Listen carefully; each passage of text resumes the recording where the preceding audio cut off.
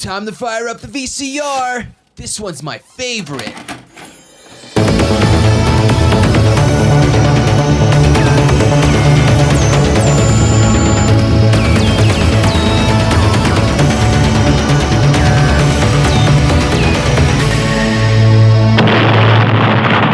That was gold. Welcome to Analog Jones in the Temple of Film. I'm Steve. And I'm Matt. And we are a VHS podcast, except when we're not. Yes, for our mini episodes, we sometimes do new movies and stuff that's not on VHS, but definitely always stuff that's nerdy. And coming back for our Star Wars segment, we have Ashley! It's me, I'm Ashley. Hey, yeah, Ashley was with us on our Last Jedi episode, which if you're listening to this episode, I'm assuming you listened to that one, because that one, people liked that episode. Yeah, they liked it a lot. I was on it. That's right.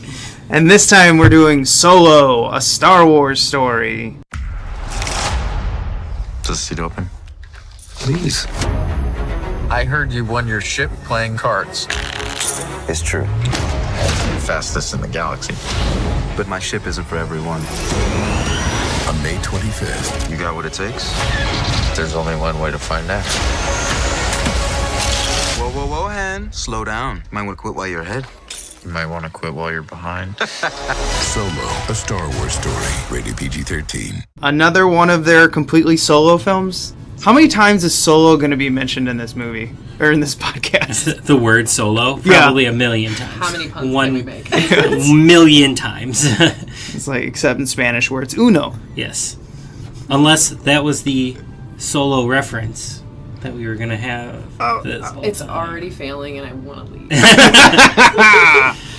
Okay, let's get into the basic story of this. Because I don't want to go into the pre-production hell yet. I feel like everybody's kind of waiting for us to talk about that because that's what people know about this movie, sadly. But I know unfortunately. nothing. Well, yeah, but like Which nerds. Is great. Nerds, you guys.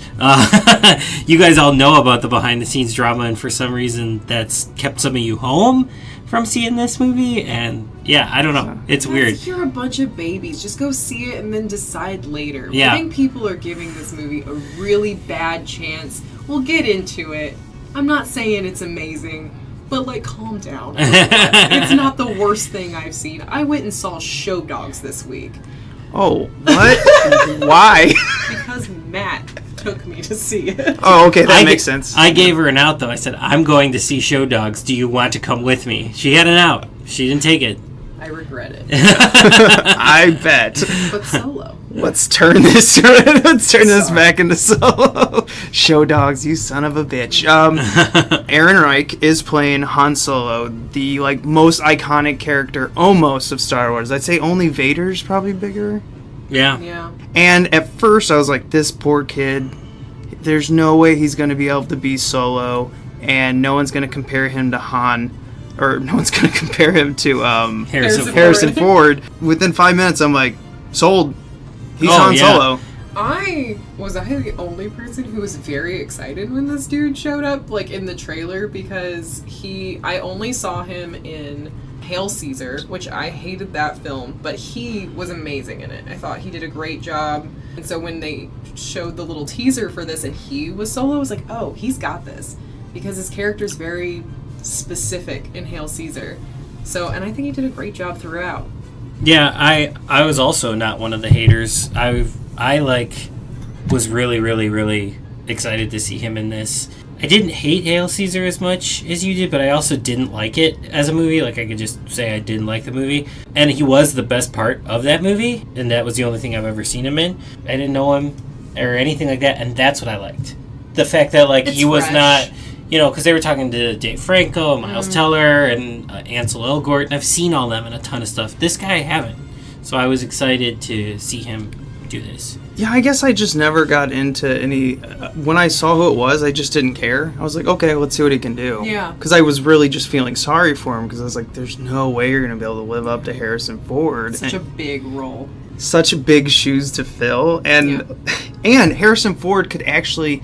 probably beat you up at 85, like, you screwed up my character, kid. Punch, or he just ram a plane down his ass because he's wrecked so many. I don't think Harrison Ford cares enough about anything. He's like, they made a movie about my character. Am I getting What's paid my still? He got an invite. They made a movie about me? Was I in it? I don't remember. So next, the other leading character was Emily Clarke as Qi'ra. Qi'ra. Yeah, we meet them early on in the film. It opens with them, and I was actually kind of shocked how much this movie drops us in right in the story. Because Star Wars, I am waiting for tons and tons of exposition and mythology and stuff like this. This one we kind of get, we meet them right away. We see Solo after a swindle, and we jump right in. We know their relationship. We know that he's already in it, and we sort of see a bit of that world that they're living in the slums and stuff like that. Now, see, I really don't like the beginning of this movie. I like the movie towards the middle and the end. I don't like the beginning because it shows so much, like, lovey-dovey side of Han Solo, I feel like. You know, like, there's the struggle aspect, like, he's so human. And the fun part about Han Solo is he's kind of an asshole. But, like, he's a good dude. Like, I don't need to see so much about his, like, love story. This is kind of getting, like, the Michael Myers vibe to you. You don't want, like, the boogeyman explained. You don't want, like, the dashing man explained. It's not too terrible. Like, they kind of go straight and they're separated pretty quickly. So it's not... I get more into it as soon as that happens. Mm-hmm. But, like, for a minute, I'm like, oh, no. Is this what it is? Like, is he going to be, like... Prince Charming going to save her and stuff, and luckily it's not that really, but yeah, I wasn't feeling it at the beginning. I agree actually with what you're saying. Like, I kind of don't want, like, I want to just see him as an asshole the whole time. It's really fun to see him as like a lovable asshole, but I like disagree because as much as I didn't like the fact they were explaining that to me, I just really enjoyed those scenes early on for some reason. Like when they steal the speeder and they're just flying down and they're trying to get away from the whatever the bad guys are. I'm sure they have a name because of Star Wars world. They have some sort of the Marauders. Yeah, there you go. Oh wait, no, not the Marauders. Or are you talking about the early chase when they're just trying to get? They're basically like the police. The Lady Worm Proxima's people. It's like Worm Mafia. That's the Worm Mafia people. Yeah. So like they're going down the speeder and stuff like that, and he's gonna try to make the tight groove or whatever, and they get stuck. I liked all that. I was like, this is fun already. Like, we are 5 minutes in, and we're already into, like, a fun little chase scene, and there's quippy dialogue and stuff like that. And he's so smarmy, and it was fun to watch. I was hooked already. This is going to be, like, loose. This is going to be, like, fun. Yeah, I think they set up before we got on here, kind of like a gunslinger type vibe. Yeah, it's almost like they do these, like, Western tropes of like the separated from the woman and then the person that's like training him, and he's basically turns into like a gunslinger by the end of the movie. It doesn't get bogged down by like it does these Western tropes, but it doesn't try to make the movie feel like a Western, which I liked. It's like a sci-fi 70s spaghetti Western or something. Sort of, but without crippled by that. Without fun. Being like feeling like they have to hold on to the genre. It's like pulling the tropes from the genre but not adhering strictly to it, which was like nice. I was like, oh, okay. I feel like I don't know what my thought was going into this movie, what this was going to be. I feel like I really didn't know what this movie was going to be. Yeah. I was pretty put at ease within the first 10 minutes of the movie of just being like, wow, okay, this is cool. Like, I'm in it. I like this. Yeah, it's like, so the first ones are like space operas, and this is just a straight space western. Yeah.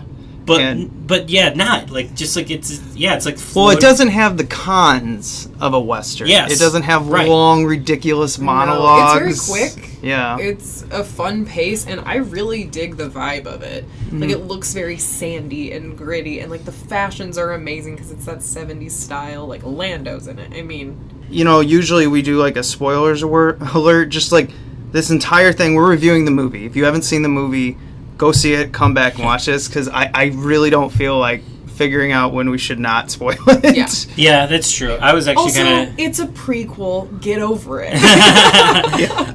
There's not a lot of tension in most of the parts because Han's not dying. Chewie's not dying. Chewie's not dying, and neither is Lando.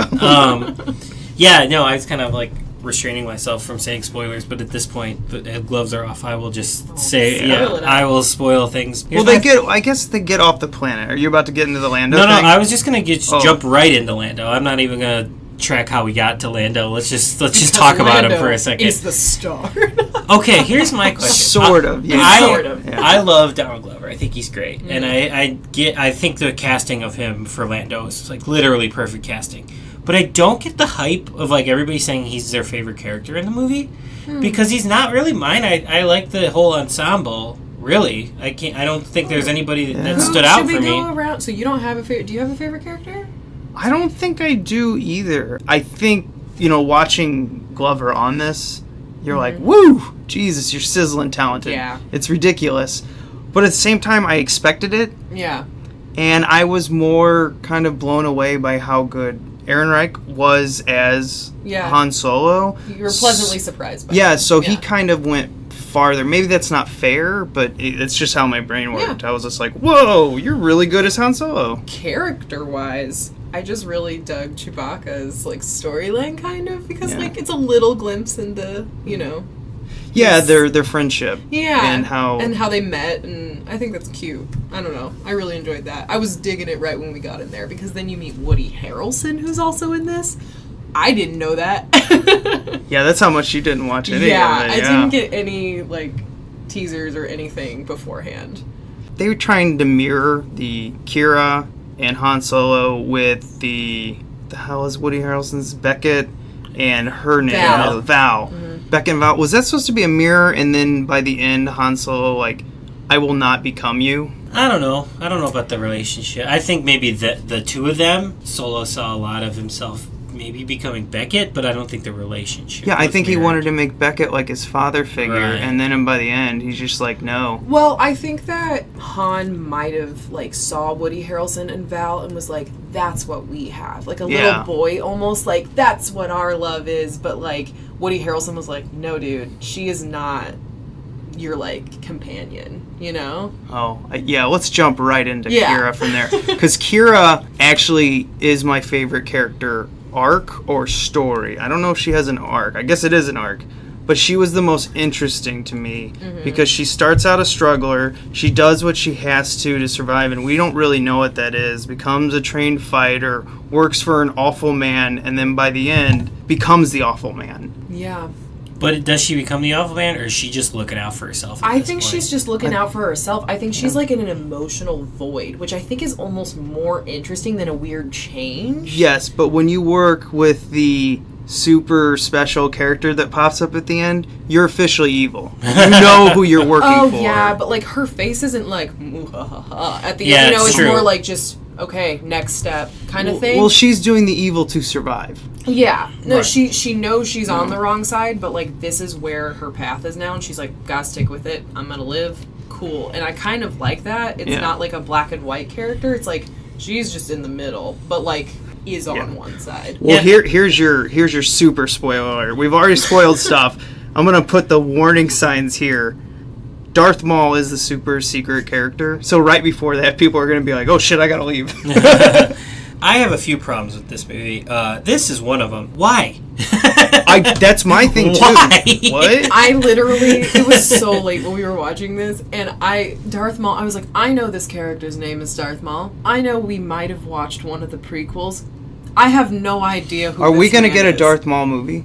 No, I don't think we will because he's not popular enough to carry a movie. I think he's going to show up in these anthology movies now. What? And I feel like the anthology movies are going to start to have a through, and it's going to be him. And is Qi'ra going to come back? Probably. Because the way they ended that, I was like, they're ending this this is going into its own. She'll die in the next one. She'll die before A New Hope or what, before Rogue One or whatever. But Han might have to kill her. But yeah, and he's signed up for 2 more. So the plan, I'm sure, will be to fill in some gaps because he's signed on. Okay. Solo is so. I didn't know that. I didn't. Yeah, he signed up for 2 more. So, but it's not a strict 2 more. It's if they decide if they decide to use him. So they're not decided. They're just maybes. Yeah, I mean it's a soft contract. Unlike Marvel, Star Wars' thing is telephone. When it's handed to a new filmmaker, they do their story and without having to necessarily adhere to strict guidelines, whereas Marvel, they have a plan in place. Like, that's why Rian Johnson was able to take so many risks on Last Jedi, because Abrams said, I'm done. This is your movie. You do what you want. And so now, with it being back to Abrams, he could do what he wants and is not adhering to what Johnson did. So, like, it's telephone. Yeah. Each filmmaker gets to do their own thing. Hey, here's what I think should happen. Bye. Click. Yeah, basically. So I'm wondering where this is going to go from here, but there's not a plan in place for it to go. Not to, like, spin too far off, but, like, I was just curious of your opinion of, like, the character that Paul Bettany plays, like, the villain, Dryden Voss. Like, this is kind of he's pretty much a normal person-ish. He's not, like, he doesn't have the Force, like Vader. Right. Mm-hmm. He, you know, he's one of the most human. normal. He's like the the Jabba. And he has scars on his face. He's Jabba. He's just like been born into this world, or something happened. He's one-sided. He's pure evil. Yeah. He's just a terrible fucking person, but man, he does it well. He's great. I loved him in this movie, and I actually really like the character too. And I know the character is very one note, like he's just a bad guy, but he was really fun to watch, and that might just be Bettany. I but don't like, know though. I'm kind of obsessed with like him. He's like he clearly has a hold over her and like whatever, but it's almost like he's so needy.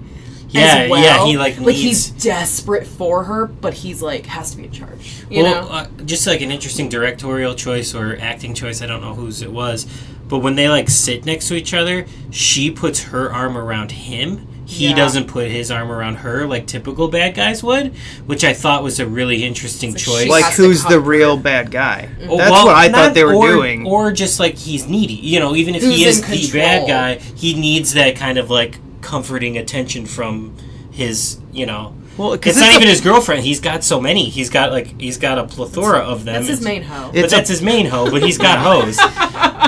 It's a power move. Yeah. When you put your arm around someone that's controlling, it's a power move. It's ownership. So I thought when she was doing that, and when she would cross her legs and put her hand on his like leg, I was like, oh, I get it. Beckett keeps saying over and over, you don't know her. You can't fall in love with her. Because Beckett's probably seen Qi'ra do some fucked up shit. Yeah. That's why he keeps saying that, and I think that's why he's trying to tell Han without just flat out telling the audience and Han. See, I thought from the very beginning when she does that and she takes control with the ring and everything, I was like, okay, I get it. She's actually the real menacing son of a bitch. Yeah. I find that really fascinating about her character. I think she does a great job in this film. Like, I do like that in my brain I see her as like an emotionally wiped clean, but it's like so strategic in a way where she's like 5 steps ahead at all times. Right. Like, she planned his death, you know? She was like, I'm gonna be the one that kills him. Yeah. It's almost like she encouraged the whole Han plot just so she had the opportunity. Well, and when she swipes at Han with the sword at the end to put, damn it, what is Paul Bettany's character's name? Voss. Yeah, Voss went to put Voss completely off like his game. He was just like, okay, she's gonna take care of the rest, and then it's like, you know, that dagger and sword hit, and right then it kind of to me I was like, he's outmatched. And also trusts her. Voss like trusts her completely, and because she's the one. He doesn't see it coming, and it's like that's when you become the weakest. And when you trust someone. And I like that, like Beckett being sort of the anti-hero in this movie or whatever, he's great in it. Being playing both sides really is the one that sees through her. Like he's the one that's playing both sides, and he's like he trusts her. She's gonna get both of you guys in trouble. Like, he's the one that can is not blind to it, which they both are. Because they're the same character in a way. Right. They're both doing evil to survive. Right. Yeah. And I don't think Beckett, ever liked crossing Han. And he might have liked crossing Voss though, like when Han sets him up, because he was kind of like zaps the two guys. He's like, when I'm thinking I like to be the only one at the blaster. Yeah. That line is great. Yeah. That's a Western line right there. Also, that's a very Western That's a moment. Woody Harrelson line, too. Yes. Like, I was just like, get get it, dude. Like, I love you so much. Yeah, I'm really glad we're in a Woody Harrelson like sort of renaissance right now, and he's in everything He's again in because he's everything. awesome. Yeah. He's so good, in And he can everything. play anything. Yeah. He could be a maid in a movie, you know, like where a mom, like he's a guy being like the mom role, like Mr. Mom, Michael Absolutely. Keaton, and you'd be like, yeah, great, redo that movie, put him in it, I'll watch Yeah. it. Yeah, he's great. Can we fund this right now? This is our Kickstarter. Mr. Mom 2. Oh my god. With Woody. Yeah, man. He's so good. I think one of the characters, though, that I liked sort of the least was Val with Thandle Newton. I like her a lot as an actress, but I could not figure out what they were trying to do with her in this movie. And she kind of just gets bumped off, which I liked. I liked that she got bumped off because it's stakes. It sets up stakes and everything like that. No one in the movie's safe, you know. Whatever, it's good. But I couldn't get a grasp on her. I couldn't get a grasp on what they were trying to do with her. Well, she was Woody Harrelson's, Beckett's, like, reality side. She's like, you're too trusting. See, that's what I thought, like, with the father-son thing with Han, where Han was looking at it, it's like, I need to find my Val, because he knows he's impulsive. He knows, follows his gut. Yeah. And I thought that was like a mirroring there where he's like, Qi'ra is my Val. And then it's Yeah. just like, nope. But also, I feel like it might be, I don't know, I'm the woman in the room, of course I'm going to talk about this. It might be like she is the image of the strong woman at first initially. Like, she makes the decision to sacrifice herself. She's like, love you, dude, I'm out, like, get it done. And she just, like, ends it, whereas early on, it could be perceived that Qi'ra is, like, the weaker one, but then you find out she's not. But, you know what I'm saying? Like, they kind of need, like, a balance of strong female characters and the quiet female characters. So that there can be that switch There is later. a balance, but Yeah. she's gone so fast. I'm like, Thandle, come back. You're great. But then they do introduce the martyrer woman at the end as well. Kid? Yeah. I was confused. Yeah. Yeah. Shouldn't they have picked a little bit older of an actor for that? Like, get a woman in her mid-20s? I thought they... Yeah, 20s honestly, would have been good, I when think. she took her mask off, I was like, is she Thandle Newton and Woody Harrelson's Yeah. daughter? She looked... The guy in front Yes. of us, the guy in yeah. front of us literally said that out loud because he was like the super fan who brought his kids, and he was like clapping at point, you know, when no one else is clapping, and I was like, dude, that's not a clap moment at all. Like, wait till Chewbacca comes up, that's a clap moment. This one guy to our left was laughing out. He was like, oh. He thought it was like, the funniest movie he's seen all year. It was amazing. I think he's #1 fan. That must have been Loved the it. same guy that came to when I saw Avengers, and like everything in Avengers, the Infinity War that happened. This guy was just like, oh, that was great, and I'm like, what's the fuck? I wish I would have watched that movie with that guy because that would have made Would have it kept me enjoyable. awake, yeah. Oh my god. But yeah, I genuinely thought they were like, No, that makes- it's another daughter thing. And I'm like, we've had this too many times and I can't handle it, you know? Like, I think having her be a little older would have kept us away from Yeah. that. But not much. Like, it's obviously, we're seeing the beginning of the rebellion with them, which is cool, and I like that they chose to add that into this prequel, that we're seeing the beginning of the rebellion, or this new rebellion, this post prequels rebellion. so many layers. Yeah, we're seeing the beginning of that rebellion, of the A New Hope rebellion, and it was a cool choice. But yeah, like, if they wanted to be like, oh, she's a young, like, protester type, they should have aimed for 20s instead of, like, teens. I think she might be Yeah. in her 20s, but she just has a very, like, She's got baby innocent face, yeah. And it threw me. That's why I think childlike. I Yeah. think daughter. And, Yeah. But she is a strong character because we saw her, like, zipping around on, not TIE fighters or whatever, but, you know, something equivalent to their it. flying ship things. It just kind of threw me. But, I mean, she is a strong character, but, like, we don't know she's, like, this young woman until, like, the end. Aaron Kellyman, can you write our show and tell us how old you are? Should I tweet her right now? Yeah. How Well, old she'd are probably.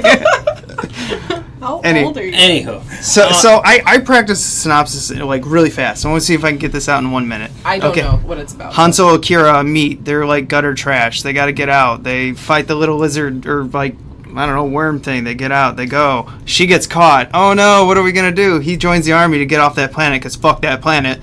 And then he goes and he finds out that he's kind of a idiot, so he gets kicked out of the pilot league. Then he becomes an infantryman where he meets the gunslinger Beckett, and then he refuses to not join them, and then he bumps into Chewbacca, and Chewbacca and him fight. Grr, rah, rah. And then Great scene.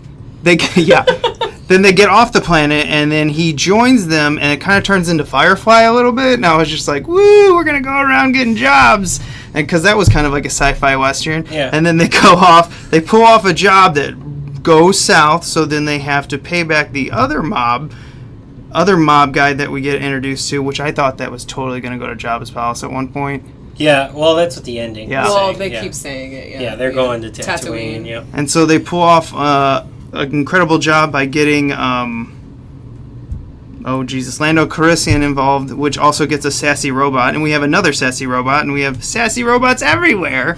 Always sassy robot. It's not a Star Wars movie without a sassy robot. Yeah. And then they go to the miners' planet, and where they've got to get, like, unrefined energy cubes. Yeah.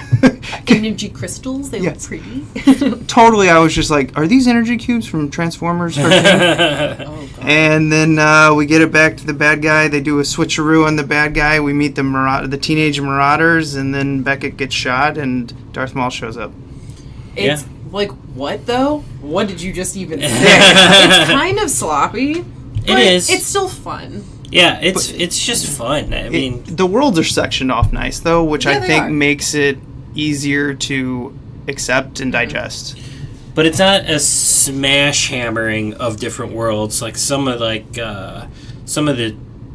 I guess Star Wars movies do in other sci-fi movies where like you're new place, or like what, and then or like the Avengers movies do when they go to different planets or whatever, and they have to tell you at the bottom what planet it is, and like then the characters have to have long lines of exposition of why they're there or whatever. Like fucking Marvel movies. This movie did a nice job of like spending enough time at a place and setting up the next place so well that like I'm excited to sort of see the next place they're gonna go, where I'm like, oh, this is fun, and then they're in a new place and I'm like, oh, this is cool, this is different. Like, I don't know, this was like the antithesis of like Infinity War, like where it was just like fun to all these different places they were going. No, it's really interesting because every single location in this movie makes me think of a different film for reference. The very beginning, when they're in their home gutter trash area, Yeah. I was thinking of 12 Monkeys with Oh, yeah? Bruce Willis, Mhm. and, as well as Blade Runner with Harrison Yeah. Ford. It felt very much like that in whatever, and then we were talking about how the scene where they are stealing that refined, it's kind of similar to the big fight out in Empire. It's just a bunch of different references I kept feeling throughout, and the ship they were on was very like sleek and high tech, and so it was completely different.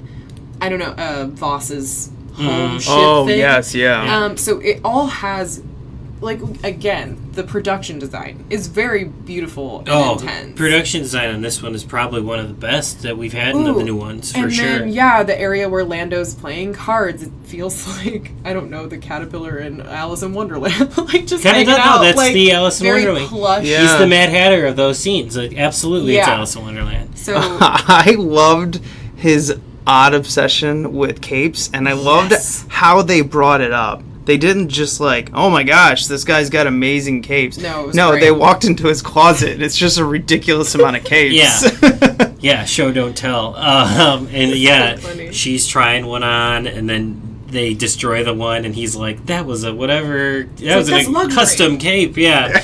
It was funny. I understood why they did it. It was kind of a jokey thing, but like this movie's reliance on explaining why Billy D. Williams couldn't say Han Solo correctly in Empire, and so that Han. he has to say Han in the whole movie, and I'm like, we get it. Like he says Han in Empire. Like we. I don't know. I think that's just how he pronounces it. Yeah, I didn't didn't think mind they it. threw that down our throat. I just like at the very beginning he's like Han, so he's like it's Han, but that's okay. Like that right there, I'm like, okay, yeah, I'll take it. I know it's fan service. I don't care. Yeah, that was too much fan service It is for me. fan service, but almost like Billy D. Williams. So funny. Like, I don't know. I just picture that character as a person who would just not care enough to ever know if he's saying anything right. And he is. He's kind of like pompous, but Yeah. it's charming. They Yeah. say it.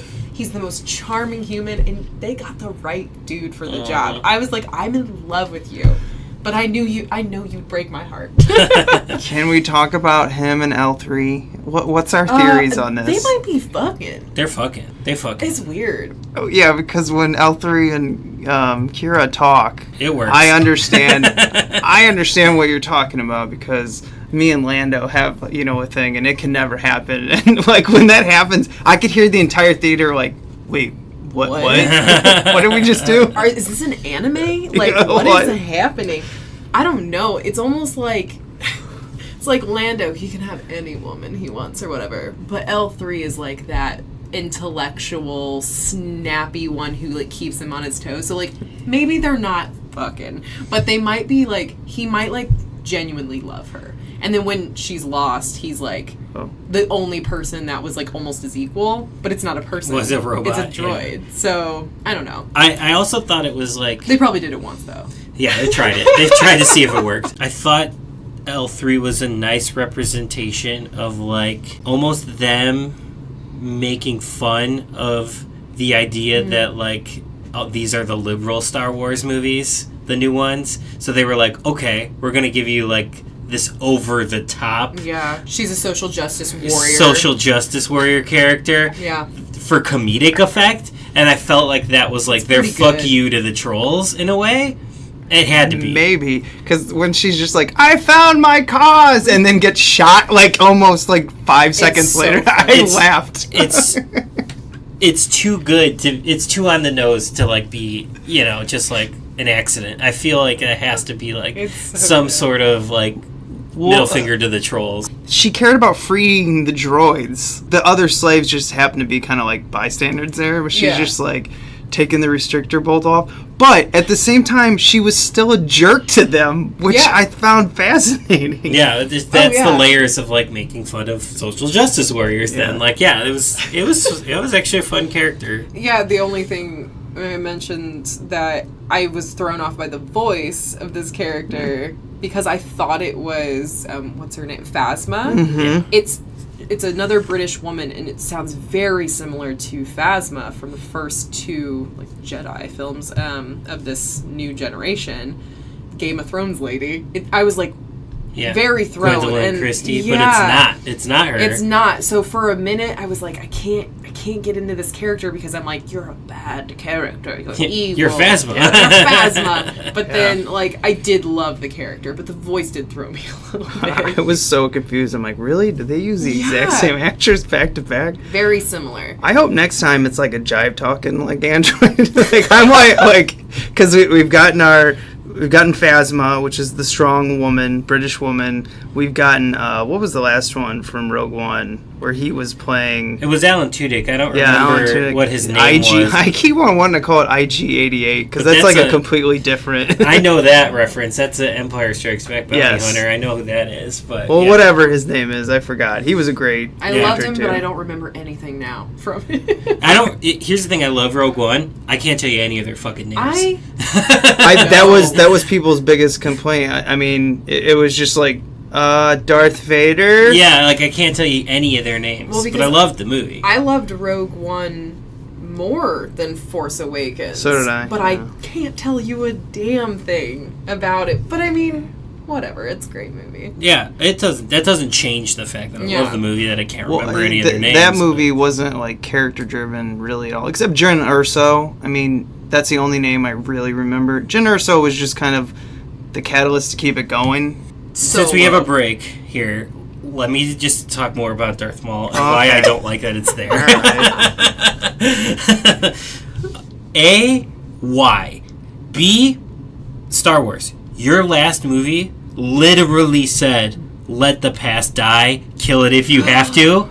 And in this movie, it's the one fucking time that you have to bring something... Like, the rest of the movie, it's a prequel, but it's its own world, it's all self-contained, and then that one little bit at the end has to tie it to the other ones. I'm like, fucking leave it alone! Like, just let it be a self-contained movie. I think it's because Ron Howard is a friend of George Lucas. George Lucas was on set.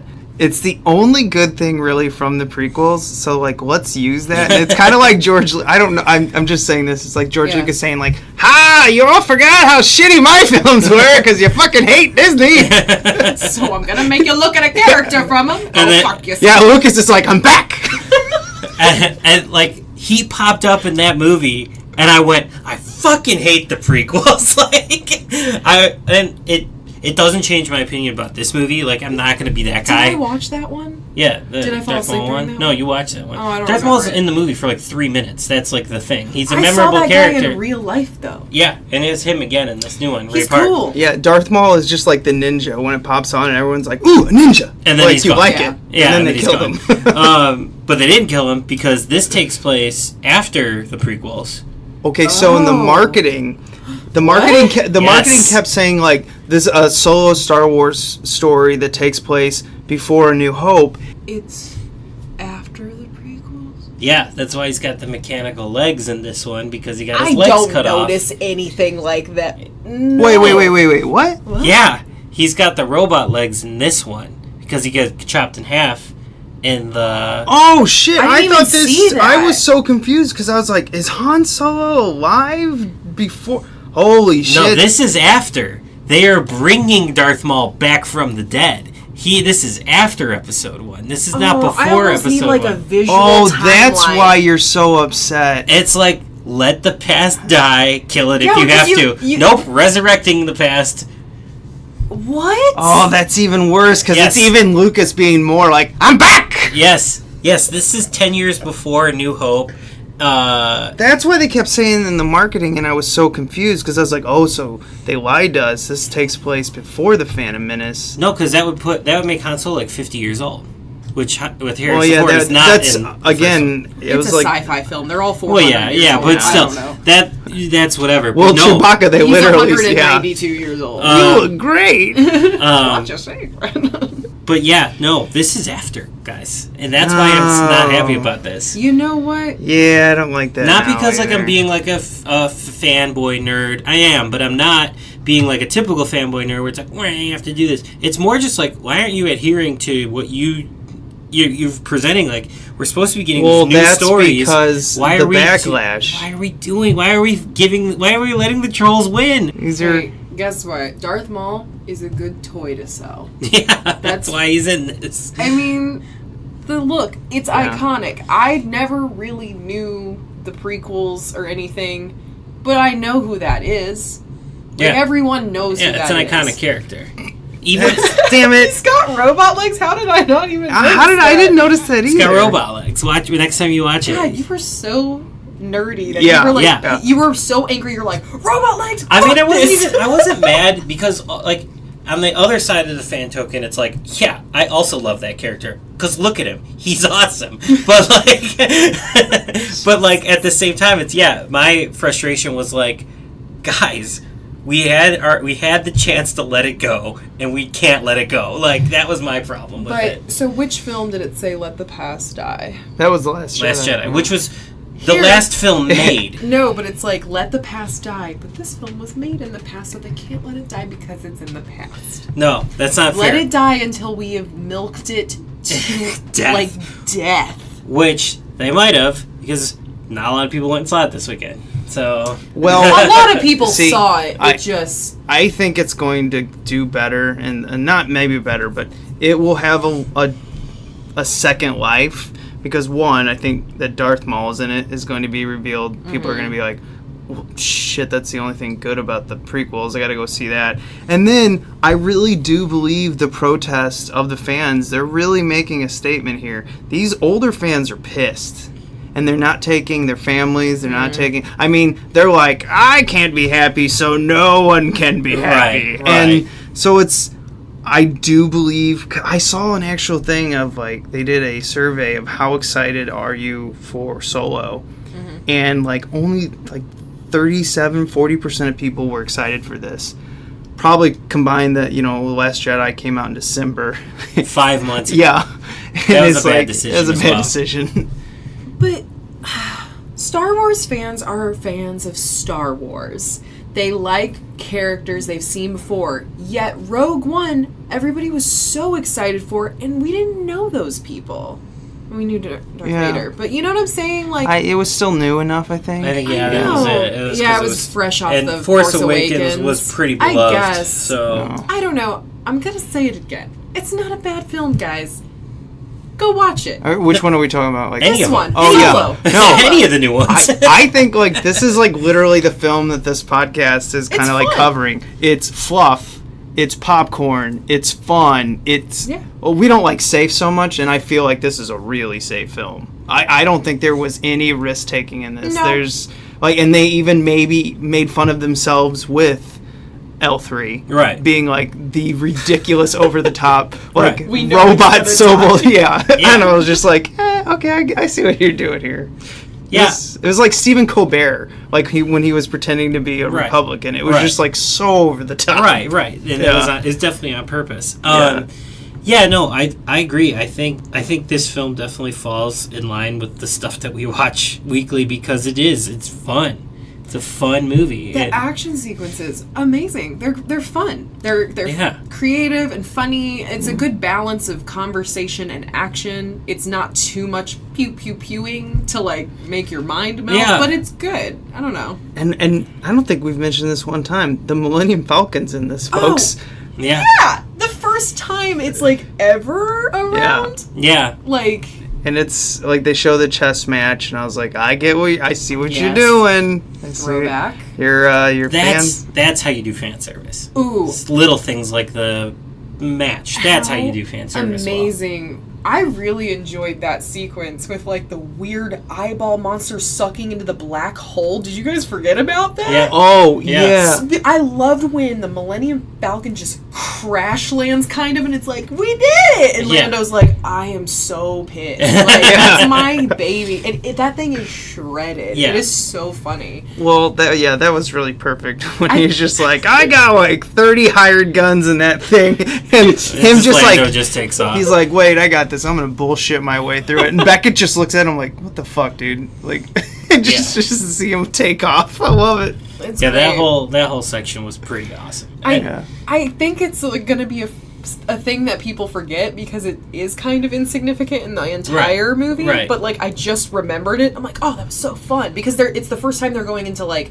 It's the first time that Han is going into like light speed, like hyper speed or whatever, and that's like an exciting moment because him and Chewie do it. Right. Yeah. It's Like, the first time they do it. It's beautiful, almost. So now I understand like the real connection to the ship that Lando has, because Lando kind of had the ship. He just says it's a great ship, and I think he's like more proud of it, and he's kind of just like, I've got to look at this ship. Look at this shiny toy I've got. Right. But when he actually downloads L3 into it, It's personal. it's personal now. He knows that Lando's cheating, and then at the end where you're like, oh, he's gonna punch him in the face, and he just steals his card from his little card holding thing, which by the way, I find that like would be so obvious to find on someone. If you shook someone's hand, You'd be like, oh, what the hell the is fuck that? is that? Yeah, but here's the thing: Han is like the only person who isn't charmed by Right. Lando. Because they're the same person. It's the Yeah. same thing with Qi'ra and Beckett. It's too much ego. Yeah. Yeah. Like, they're clashing, so like he sees his bullshit. Yeah. Whereas everyone else, like the dudes love him, the women love him, so they're not gonna notice like a card in his In sleeve. fact, in Empire, when he first walks up, he's like, oh, who is this lady right here? Yeah. And Han's Yeah. like, whoa. It's like, not again, dude. That's just a cute callback. I don't know. I like all that. I Yeah. like all the Lando stuff like that. It's fun. It's colorful. I love their card game. I want to just know more about the logistics of the game. I forget what they were Oh, playing. I'm sure it will be out. Yeah, I'm sure it will be. a Christmas. game. But it's kids. cool cards and everything. I'm like, I like little details like that. Again, like the design, everything in the scene. Well, it's that- beautiful. Their chips and the dice, his little die or Yeah, whatever. that's the dice that he hangs up there. But they're like betting with all of this random metal junk, but it's so intricate. If you, I Yeah. want to like freeze a photo of that and like break apart. I'm sure there's a bunch of little hidden things from other movies in there. It's just cute. What I was gonna say, what I noticed, like with their costumes, like the coats are so fucking cool. They're like all these the coats. best. Like look at we're looking right now at like a orange poster. of it, and they show all the characters, and like, what you got Beckett's coat, Han's coat, Qi'ra's coat, Lando's got the cape. So, but I mean, you know, and the collars. So many collars. We got hella collars. We got fur, leather, suede, satin lining. It's insane. So many textures, and I'm digging it, man. Like, oh man, if this did better, Halloween would be so awesome. Like, people would come back to time and be like, I thought we went for the 2018. We're in the 70s. And it's like, no, it's Halloween, and everybody loves Solo. In a different time, without the oversaturation of Star Wars and the we have to hate everything liberal if we're not liberal way of thinking nowadays. Wait, what was that? If you're a liberal, you have to hate everything that's not in your spectrum of liberal. Yeah, if it's not in your bubble, you have to hate it. If we weren't in that time right now, I would love to see this resurgence of like the 70s fashions. I do wonder in like 5-6 years and everything, after a lot of this is blown over, after the episode 9. Is it? Yeah, after episode 9 and a few years blow over, I have a feeling this film is going to get like a second life way down the line. I agree. It's going to be the cult classic of the Star Wars This franchise. would be the one that would do really well on VHS if it were that era. Yeah. Like if it were the 80s, like this would be the found one that people would be like, remember this one? This one was just cool and fun. Like we didn't have to worry about like, should we like it? Is someone else going to hate me if I like it? Right. Something that I wanted to kind of come back on. All the creature effects in this one are some of the best in the series because we see so many creatures in this one. The worm monster, the thing in the sky, some of the bounty hunter marauders are like not human. All the non-human characters are really awesome in this one. I love Warwick Davies just Warwick Davis shows up in a second. But he's just Warwick Davies. Yeah. He's him. Which is fun. The horrifying monster that is Clint Howard. I'm just kidding. Don't you dare. I love Clint Howard. I'm just kidding. When he came on, my whole heart just went, like grew. I'm like, it's Clint! And then he's barely in it. Yeah, but just seeing him for a second was really exciting. And the perfect role for him. Yeah, just to be like that guy who's just like yelling at droids to fight each other. Like, it's so funny. Such a good... It's so odd that they had droid fighting and then like L3 was just like, you're better than this. You don't have to do this. They're using you. And I was like, wait, what? It was so... That whole section was really fun. I really liked that. There was only really, for me, one section, and I can't tell you now specifically what it was, but it was somewhere in the middle, that slowed down for me a little. But the rest of this 2-hour movie breezed by. I thought the pace of this was really good. Outside of some slog in the middle for about 10 minutes, I thought this flew by. We saw it very late. Very late after a concert, and I wasn't like, I'm gonna die. I was like, okay, this is pretty quick paced. And I don't know, it's very quick. It just jumps scene to scene to scene to scene. It doesn't stay anywhere too long. Right. It doesn't have like a lot of... You know how a lot of times in Star Wars it like flashes back to the villain for a while and then this and then back to the heroes or whatever. It doesn't go back to like Paul Bettany's character or Voss, whatever. A lot, it's like he's expecting this, you better show up with it. They show up, then they battle him. It's not like his whole story, which is kind of cool because he's not necessarily a different species, but he's got like these burn marks or are they claw marks? I'm very fascinated in like learning that story. Well, I love it. I thought it was just going to be like, back when blah blah blah sliced me, and I thought he was going to make like some type of giant speech about it, and the whole time they never did it, and I'm like, bravo. It's better. He's more terrifying because you don't know what's in it. But he probably like fell on like a griddle. They may not have been scratched. They got more red when he got angry. Oh, did they? His eyes were always red. No, they got more red. They like almost got like this orangey, fiery red, and so did the lines. But then when he died, they almost went away. He turned like so like pallor. It was like right, and they were almost like when he died. Right, and they almost like fade away when he died. And I was like, maybe they're not even scratches. Maybe this is like maybe he is some sort of half breed or something because they like they turned orange when he got mad. In a Scream magazine, I was like Joe Dante was just saying like how he thinks movies explain too much and they don't allow something to be timeless. He's like, don't tell. And I was thinking about that, like looking at that character, I was like, all of us probably can come up with a different story And that's what kind of makes that interesting. Same thing with like Darth Maul.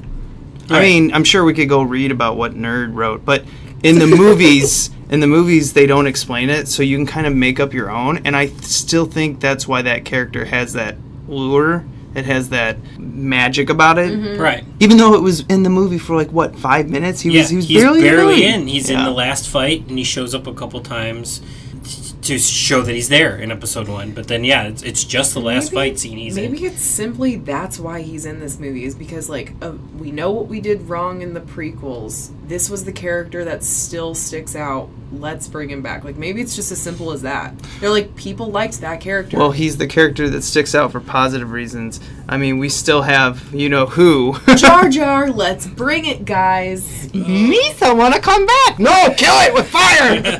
Oh my god. Did that thing die? No, It's just It's floating still around in a around. rock somewhere? it's still around. I don't know, but he's the Episode asshole. 9, guys. Jar Jar. Episode 9. Oh my god, Jar Jar comes back and like...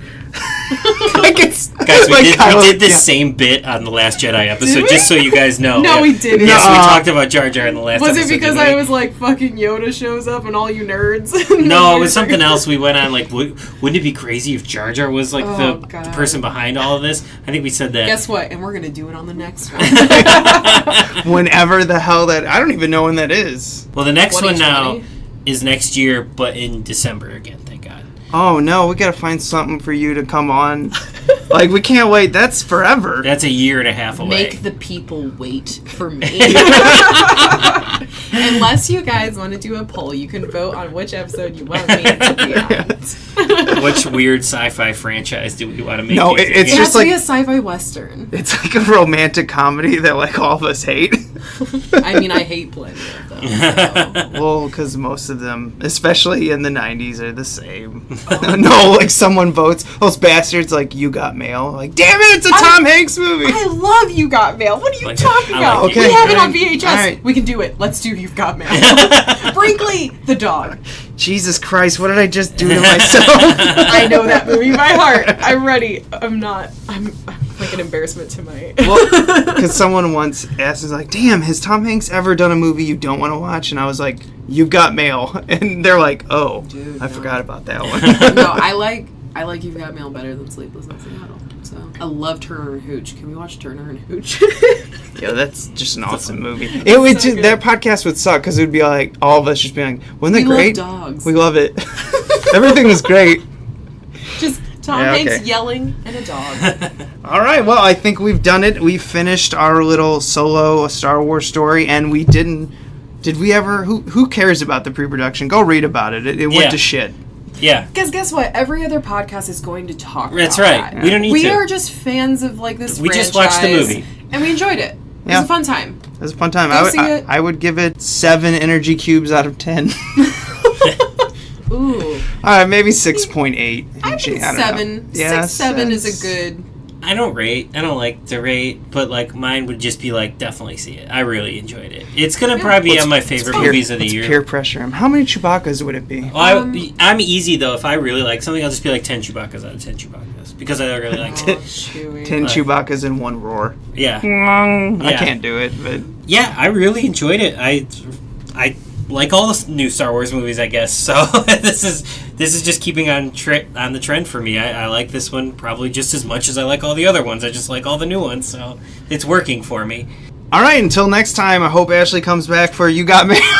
Dude, yeah, and can I do a plug? Yeah, no, that's Oh, why you're yeah, here. totally, That's why go, you're Can here. I do a plug Do a right plug. now? So I am starting a podcast as well with Matt over here. Yes, This cheating is a- on you, Steve. This is you're gonna probably be a guest. Oh, I hope you have live to. around the corner from us. I hope you have to edit it. So when you're like, oh shit, this sucks. No. But yeah, we are starting a podcast called the AF High List. So basically, Matt and I are watching the 100 greatest films as noted by the AFI list from 1998. So the first film is like Citizen Kane, but Matt and I are watching them stoned. And then the next day or later that day, depending on how we record it, we get stoned again, and try to talk and then we try to talk about it and just decipher what we just experience. I only want to say watch because we're not talking about what we watched. We're talking about like what we felt, what we ate, what we wrote down. Yeah, so Thank God for completely legal medical marijuana. medical marijuana is terrific. It is. But yeah, that's going to be coming out very soon. I'm sure we will like do something like in collaboration with Analog Jones and everything and share it. But the first episode we have done is Citizen Kane, and that is coming out very soon. You guys did it? Oh, Yeah, yeah, it's we done. did it. Oh, Well, my gosh. I have to, like, you know, we're starting the podcast, so we have to do all the Yeah. logistics. But, yeah, so we did. Next up is Casablanca. I can't wait to all your conspiracy theories that I you think come there's up at with. least one in the first episode. I was gonna say I feel like there's gonna be far less than in Analog Jones because it's gonna be 95% of me saying, "What was I saying? What was I talking about?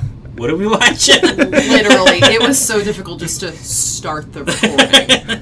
Because I think we talk about Citizen Kane, but we discovered we talked about Tim Burton's Batman. What was the other movie we talk about more than Citizen Kane? Xanadu. More than Citizen Kane. So definitely 100% different from this podcast. But if you are a movie fan, you will also like it. So, But also, if you're not a movie fan, if you're a weed fan, you're gonna love it because you're gonna be like, "Wow, I feel that way all the time." God, it's just a bunch of nonsense. But that's what I'm working on, and I will happily come back for any movie, but especially Star Wars related shit. Yeah. I'll always be here, guys. Maybe one day we'll find a rogue VHS of the Star Wars Holiday Special. We'll bring you on for that. Oh, Mother of Lord. Mother of Star Lord. What is this? Well, I guess that's what we're going to end. We don't say be kind, rewind, so pew pew. See ya. Later. I love Lando.